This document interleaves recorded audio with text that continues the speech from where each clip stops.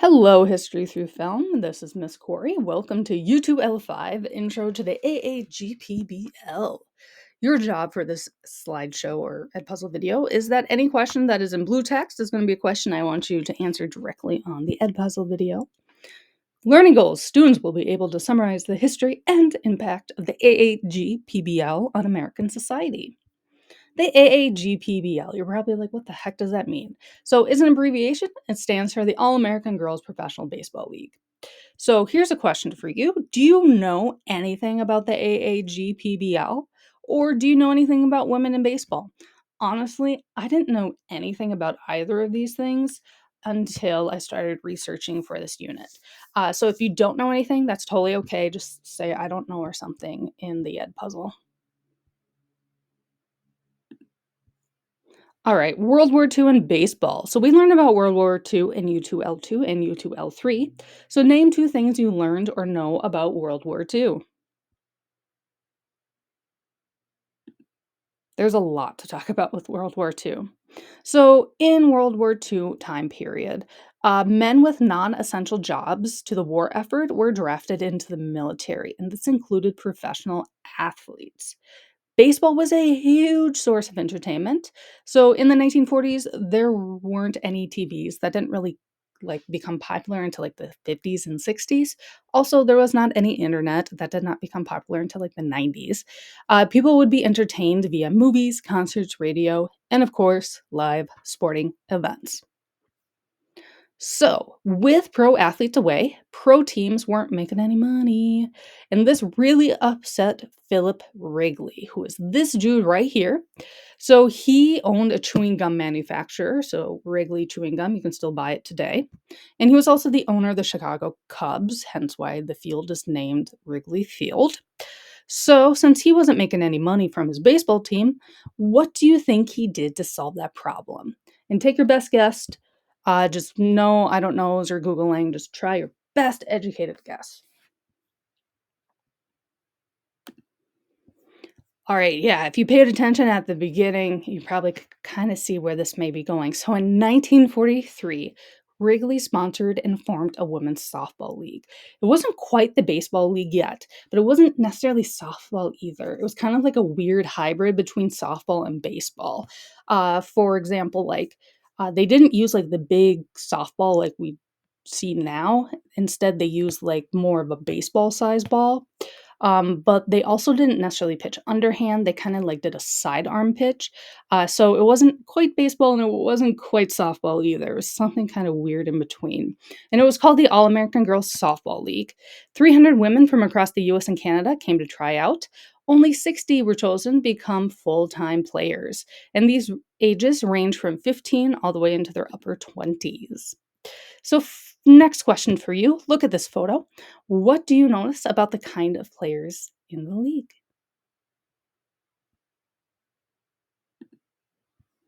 All right, so there's a lot going on in that photo, but the big thing that I want you to notice that it was white women only. No people of color could play, even though black women were essential in the war effort just as much as the white women were. So, this league made four teams. There were the Racine Bells, which is located in Wisconsin, Rockford Peaches in Illinois, Kenosha Comets in Wisconsin, and South Bend Blue Sox in Indiana. Women were paid $45 per week to play in this league. The average salary for white women in the 1940s was only $32 a week. So this is like a huge pay raise. Families were very reluctant to send their daughters onto the softball team because they would be traveling around the Midwest. Men during this time controlled women. Women couldn't do finances and they couldn't buy large items without man's permission. And women were just being allowed into the workforce in 1941. Since men were being shipped off to war, someone had to do the manufacturing jobs at home, and that's where women were introduced into the workforce. And of course, playing baseball professionally was also a first for women during this time. All right, let's do another photo comparison. What do you notice between these two photos?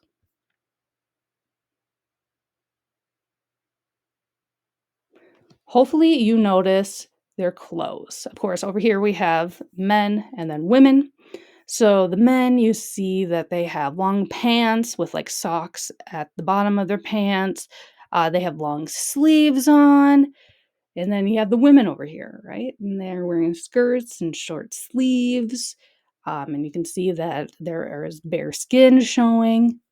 So, next question. Are skirts practical for playing baseball?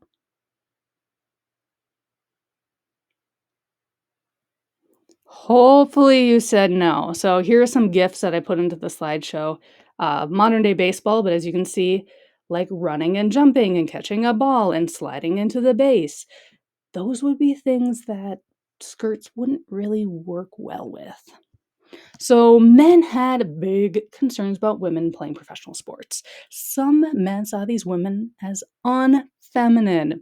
And Wrigley was very aware of these concerns, so he made sure that the women players were still ladylike.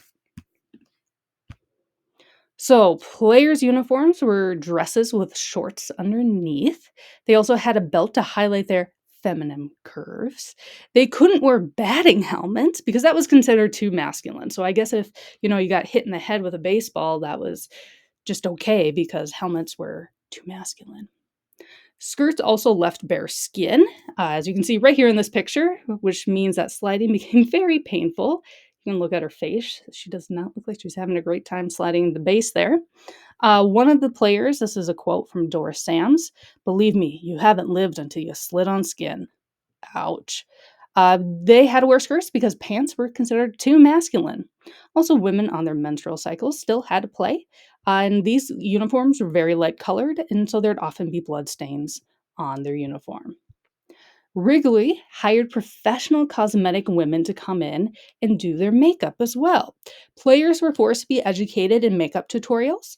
They also had to go to a charm course, and that is how to speak and act like a lady. So, in these charm courses, they learned how to femininely put on a coat, which I don't even know what that means, how to walk up and down stairs, how to cross their legs. They would then develop Charlie horses and then be forced to walk downstairs with a book on top of their head, and how to speak with a low voice and enunciate their words. So, after the game, players had to redo their makeup before they saw the media. If the players got injured, such as blood, bruise, black eye, they had to cover it up with makeup. And players would get fined if they did not wear lipstick. They had to endure any trash talk they got from male fans as well. So, this was more than just a game. So, being on the home front during World War II, it's depressing. A lot of your loved ones, especially men, would be off fighting the war. So, these games really boosted the morale for the home front. Male and female workers from factories would attend these games after work because it was a good way of entertainment. Ticket proceeds went to the war effort, and players would visit wounded soldiers like a celebrity visit. In 1944 was the second season for the league with one major change. It was officially now baseball. So the All-American Girls Professional Baseball League, or the AAGPBL, sometimes is also referred to the All-American Girls Baseball League. But for this course, we'll stick with the AAGPBL. In 1944, they added two more teams. So the Milwaukee Chicks, which is in Wisconsin, and oh my gosh, look at that, the Minneapolis Millerettes. Aw, look at it, we have our own home team. In 1945, World War II ended, and Wrigley did not see a need for the AAGPBL anymore since those male professional athletes would be returning home. So Wrigley sold it off to another man named Arthur Meyerhoff. But Wrigley was very wrong. So in 1945, the AAGPBL attendance doubled from the previous year. And at the highest point of the league, there would be a total of 15 teams. In 1954, over half of Americans owned TV sets. So watching Major League Baseball and other sporting game on TV became incredibly popular. Women at that time were also expected to be housewives. They weren't supposed to be athletes anymore. And the popularity of the AAGPBL fell, partly due to mismanagement as well of the budget. And September 5th in 1954, that was the last game for the league. So this was an incredibly abbreviated version of the history of the AAGPBL. So if you want to learn more, here are a bunch of books that I found about it. This is the one that I used for a lot of the information on the slideshow. I will also use this one on a later lesson that we will do. And most of these you can find at the library, by the way. Wrap up. Today we learned about the brief history of the All-American Girls Professional Baseball League. Next up, you're going to do U2L6, a team of their own documentary, 0 through 30, and then U2L7, a team of their own documentary, 30 through 52. On these two videos, there will be 5 questions that pop up. You need to answer those questions. I will be grading you on what you get right or wrong.